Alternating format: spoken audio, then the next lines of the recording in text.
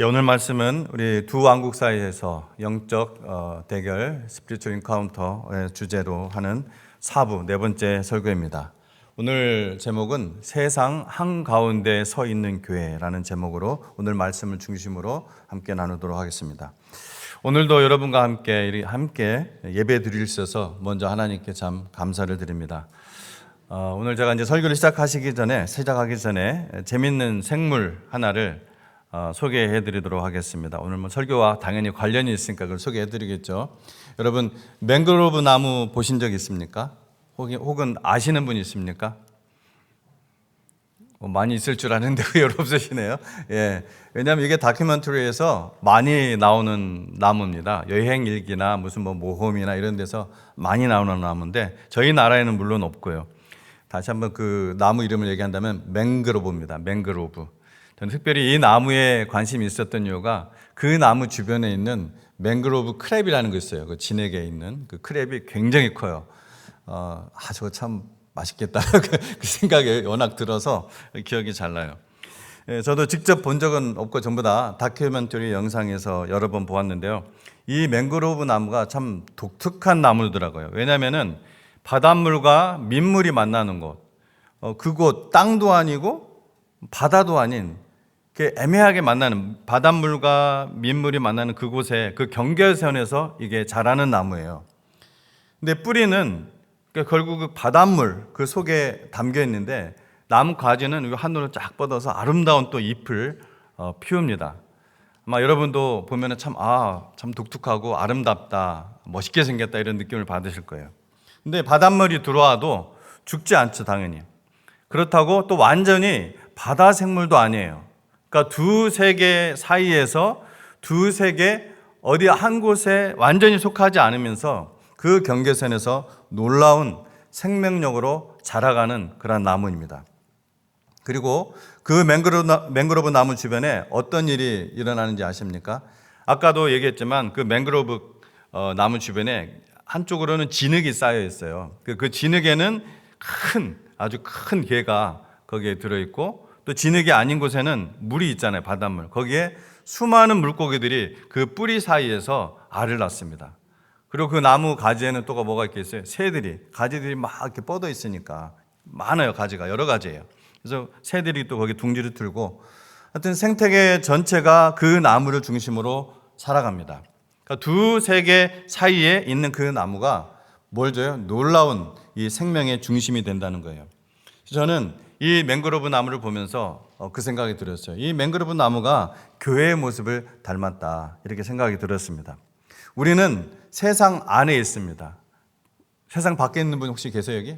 없죠. 우리 분명히 세상 안에 있습니다. 그러나 우리는 세상에 속하지 않았어요. 우리는 두 세계 사이에 서 있습니다. 바로 그 자리에서 하나님이 우리를 통해 놀라운 일을 하신다는 거예요. 분명히 세상 안에 있는데 세상에 속해 있지는 않고 1부에서 우리는 뭘 봤습니까? 두 왕을 보았습니다. 2부에서는 두 주인을 보았고 3부에서는 보이지 않는 전쟁터에 대해서 보았습니다. 오늘 4부에서는 그 전쟁 한가운데 서 있는 이 교회가 어떻게 존재해야 되는가에 대해서 함께 보도록 하겠습니다. 즉 세상에서 도망치지도 않고 또 세상에 삼켜지지도 않는 제3의 길이 있다는 것입니다. 오늘 우리가 그 길을 함께 찾아가 보는 것입니다. 오늘 본문 먼저 우리 한번 살펴보도록 하겠습니다. 예수님의 The Great Prayer라고 하는 The Great Commission도 있지만 The Great Prayer가 있거든요. 예수님이 위대한 기도, 간절한 기도입니다. 예수님의 가장 긴 기도로 기록이 되어 있어요. 그렇게 이 기도가 하나님 앞에 간절히 드려졌는데 이 기도가 근데 언제 드려졌는지 여러분 기억하십니까? 이 기도가 언제 드려졌는지. 예수님이 체포되시기 바로 전날 밤이었습니다. 예수님이 체포되시기 바로 전날 밤에 겟셋마네 동산으로 가시기 직전 제자들과 최후의 만찬을 마치시고 드리신 기도입니다. 생각해 보십시오. 예수님은 내일 지금 무슨 일이 일어날지 알고 계세요? 모르세요? 예수님은 당연히 알고 계십니다. 뭡니까? 체포되고 불법적인 재판을 받게 되고 그리고 십자가. 제자들은 다 흩어질 것도 알고 계십니다. 로마의 권력이 모든 것을 짓밟으려고 하고 있었습니다. 한마디로 전쟁 바로 전날 밤이었습니다. 바로 그 밤에 예수님이 무엇을 위해 기도하셨습니까? 14절과 15절입니다. 내가 아버지의 말씀을 그들에게 주었사오매 세상이 그들을 미워하였사오니 이는 내가 세상에 속하지 아니함 같이 그들도 세상에 속하지 아니함이니이다. 내가 비옵는 것은 그들을 세상에서 데려가시기를 위함이 아니요 다만 악에 빠지지 않게 보전하기를 위함이니이다. 만약 예수님이 우리를 너무나 사랑하셔서 정말 다치기를 원치 않아서 너무 아끼셔서 세상에서 고생하지 말고 지금 나와 함께 당장 천국으로 같이 가자 하고 예수님을 따르던 제자들을 다 데려가셨다면은 얼마나 편했을까요? 직장 상사 때문에 스트레스 받을 일도 없고 돈 때문에 울 일도 없고 또 사람들과의 관계 때문에 괴로울 필요도 없고 하나님이 우리가 하나님의 자녀 되는 순간 그렇게 바로 데려가신다면 뭐 사기당할 일도 없었을 테니까. 하지만 예수님은 우리를 세상에서 빼내어 달라고 기도하지 않으셨습니다. 오히려 반대로 여겼어요. 세상 한가운데 그냥 두십시오. 다만 그곳에서 악에 빠지지 않게 지켜 주십시오. 이렇게 기도하셨다는 것입니다. 왜 그러셨을까요? 우리가 세상 속에서 해야 할 특별한 예수님 우리에게 맡기신 임무가 있기 때문입니다. 여러분이 하나님의 자녀가 되어서 여전히 이 자리에 이 땅을 밟고 살아가는 이유는 바로 여러분을 통해, 우리를 통해, 교회를 통해 하나님께서 하실 일이 있기 때문입니다. 요즘 세상에 돌아가는 뉴스를 보시면 여러분 어떤 마음이 드십니까? 불안해요. 정확한 말씀하셨습니다. 대부분 그러한 느낌을 받으실 거예요. 마음이 편안하지는 않을 겁니다. 최소한. 그래서 어쩔 때는 그 뉴스를 끄기도 하고 보지도 않고 러시아와 이 우크라이나의 전쟁 벌써 몇 년째 지속되고 있지 않습니까? 지금도 끝이 보이지 않습니다. 이스라엘과 가자지구 이건 뭐 옛날부터 아주 오래전부터 수십 년 전부터 있었던 끝이지도 않고 앞으로 더 심각하게 될 것이고 또 주변 아랍 국가들과의 그 전쟁은 중동 전체를 더욱 불안하게 하고 있습니다. 그때는 중동 전쟁이다 하고 멀리 있으니까 그냥 석유값만 오르는 이런 거 언젠가 다시 떨어지겠지. 또 미국이 가서 개입해서 어떻게 잘하겠지. 이런 막연한 기대도 있었는데 지금 어떤 일이 나왔어요? 미국과 이란. 미국과 이란이 지금 군사적인 그런 충돌이 일어나고 있지 않습니까? 그러니까 석유 가격이 지금 막 거의 2배로 올라가고 요즘 조금 떨어지긴 했지만 안 떨어지잖아요. 그 이상. 그래서 AI와 관련된 대기업 수준의들은 그런 기업들은 대기업들은 사실 잘 지금도 되고 있어요. 오히려 더 잘 되는 부분들이 있어요. 그러나 중소기업 그리고 이 작은 상인들은 문을 닫고 우리 일상에 직접적인 그런 영향이 오고 있죠. 어떤 분들은 이런 생각을 하실지 모릅니다. 혹시 제3차 세계대전이 오는 거 아니야? 뭐 그런 생각을 안 할지라도 우리 자녀들이 살아갈 세상은, 내 자녀들이 살아갈 세상은 어떤 세상이 될까? 심지어 이제 더 나아가서 어디 안전한 나라는 없나? 그 불안이 틀린 것이 아닙니다. 사실은 당연한 것입니다. 여러분이 그런 마음이 든다고 해서 죄의식을 가질 필요는 없어요. 세상이 실제로 흔들리고 있습니다. 그런데 저는 오늘 여러분에게 한 가지 질문을 드리고 싶습니다. 세상이 이렇게 흔들릴 때 교회는 어디에 있어야 합니까? 세상 사람들과 똑같이 그 뉴스 앞에서 우리가 두려워하고 있어야 합니까? 아니면 세상에 갖지 못한 무언가를 우리가 가지고 있어야 합니까? 교회가 세상에 줄 수 있는 것이 구체적으로 무엇입니까? 내가 가지고 있어야, 교회가 가지고 있어야 세상에 줄 수 있는 거 아니에요. 세상에 줄 수 있는, 교회가 가지고 있는, 교회만 가지고 있는 그것이 무엇입니까? 여러분, 교회는 세상이 설명하지 못하는 평안을 가지고 있습니다.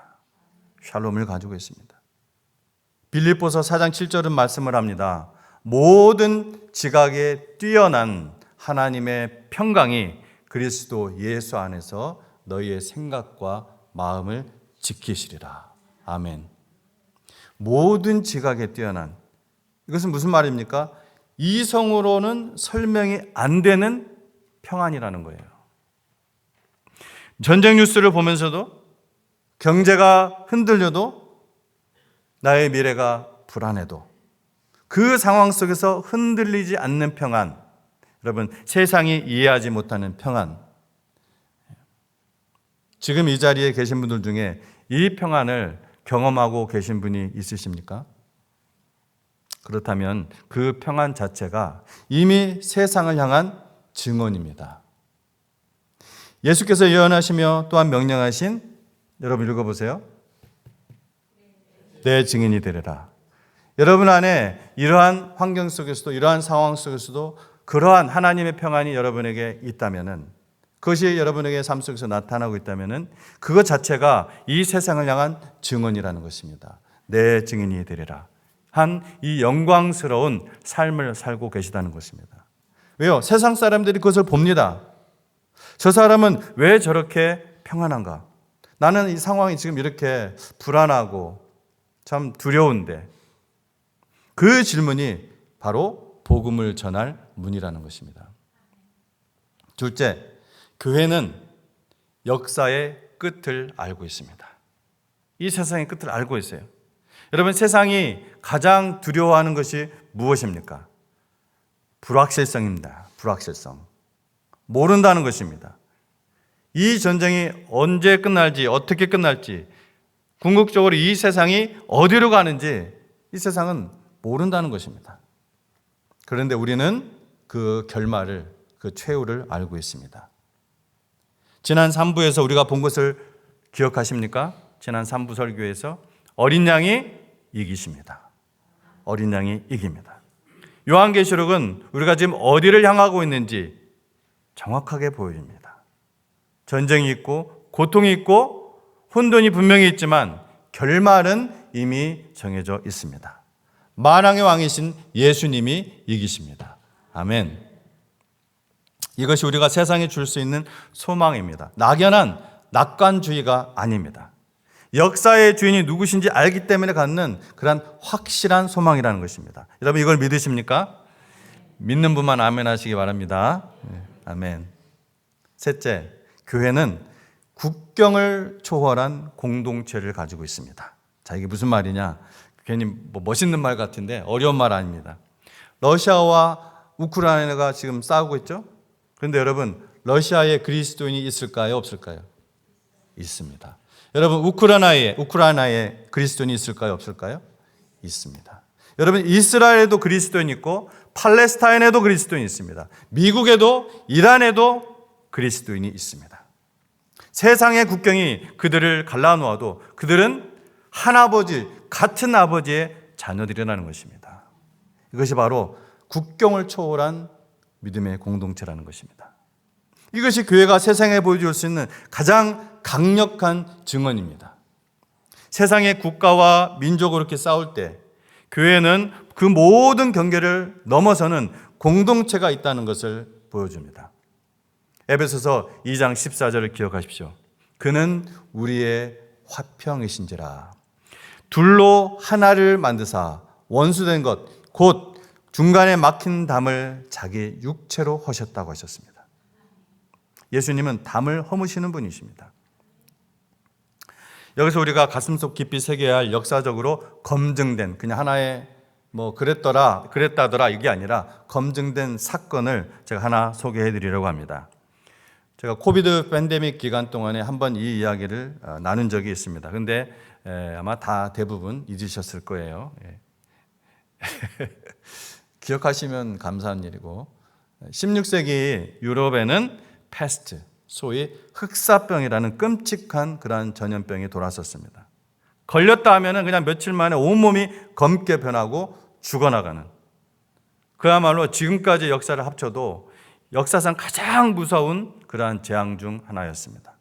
당시에는 치료법도 없던 시절이라 사람들은 그냥 그것이 그칠 때까지 죽어나가고 있었습니다. 부자들 소용없어요. 권력자들 소용없습니다. 뭐 그 사람들 피해갑니까? 심지어 의사들까지 살기 위해서 시골로 도망쳤습니다. 사람들이 안 모이니까, 도시는 사람이 모였고 시골은 사람이 안 모였으니까 시골로 도망갔어요. 의사들도.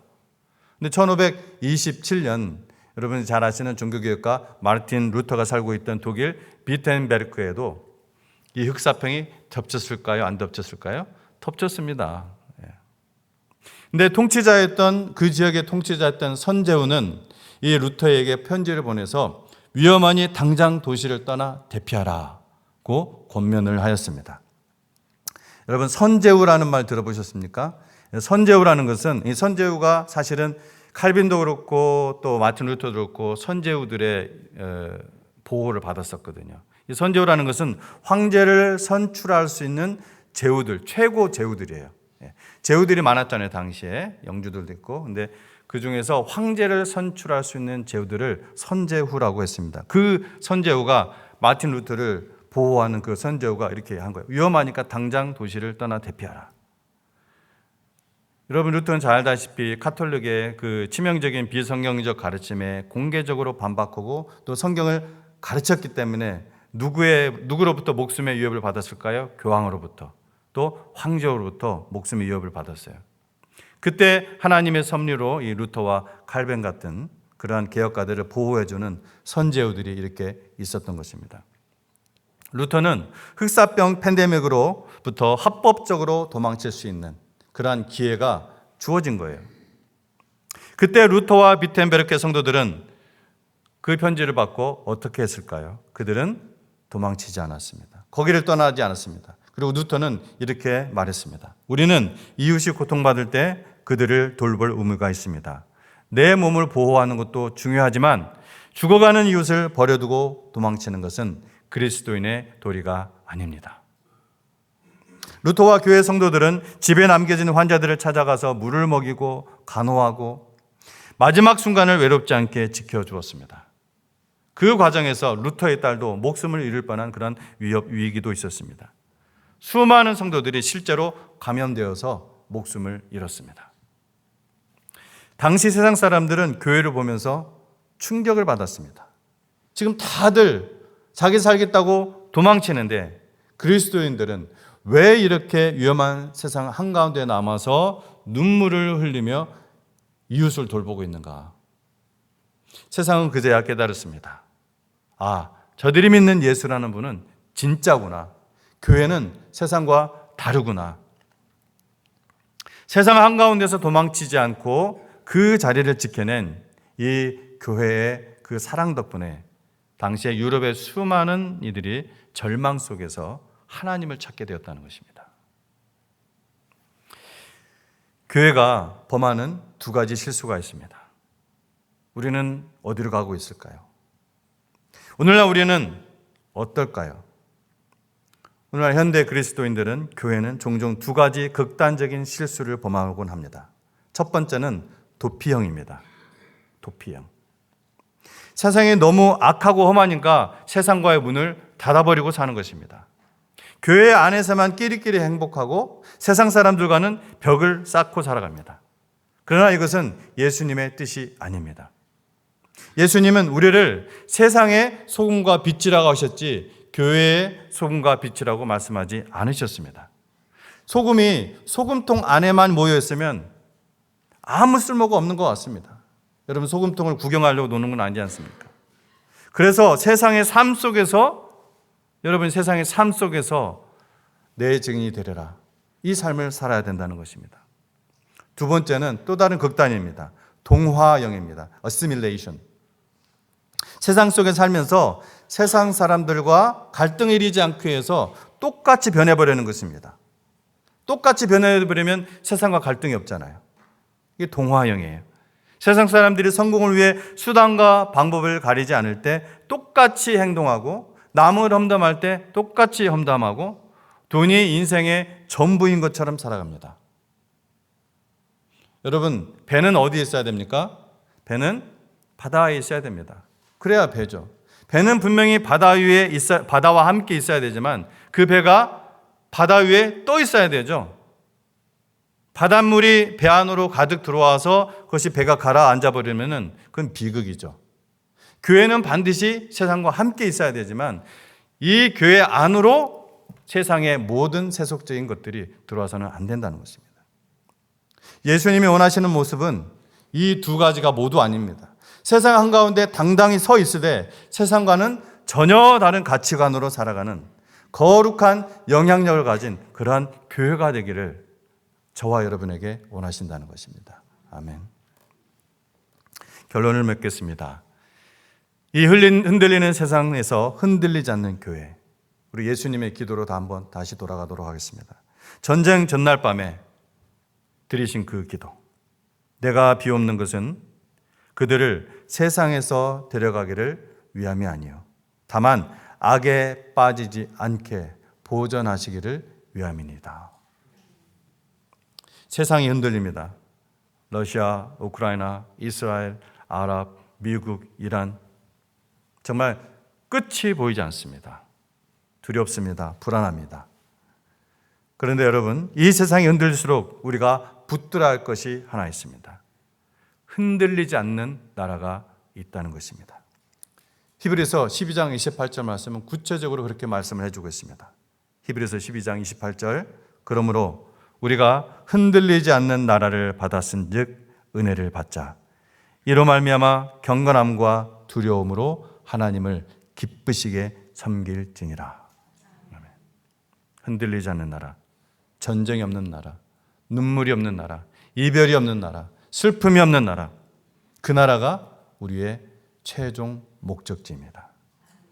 그리고 그 나라의 시민인 우리가 지금 흔들리는 세상 안에서 해야 할 일이 있습니다. 두 가지입니다. 하나, 흔들리지 않는 평안을 누리고 보여주는 것입니다. 세상이 두려워할 때 우리가 평안하다면 그것 자체가 이미 복음입니다. 사람들이 묻습니다. 어떻게 저럴 수가 있지? 어떻게 당신은 그럴 수가 있습니까? 정말입니까? 그 질문이 바로 복음의 문입니다. 둘, 고통받는 사람들 곁에 있는 것입니다. 전쟁으로 피해를 입은 사람들, 미래가 두려운 사람들, 그들 곁에 있어야 합니다. 여러분이 답을 다 가지고 있을 필요가 없습니다. 그냥 곁에 있는 것만으로도, 같이 공감해 주는 것만으로도 충분할 때가 많습니다. 세상은 지금 빛이 필요합니다. 예수님은 우리가 그 빛이라고 하셨습니다. 세상은 지금 소망이 필요합니다. 그 소망을 우리가 이미 가지고 있습니다. 세상은 지금 평화가 필요합니다. 그 평화의 왕을 우리가 알고 있습니다. 두려워하지 마십시오. 도망치지 마십시오. 이 자리에 서 계십시오. 흔들리는 세상 한가운데 흔들리지 않는 교회로서 여러분 서 계십시오. 예수님이 오늘도 바로 그런 사람들을 위해서 하늘에서 기도하고 계십니다. 어떻게 해요? 악에 빠지지 않게 보전하시기를 기도하고 있습니다. 아멘. 기도하겠습니다.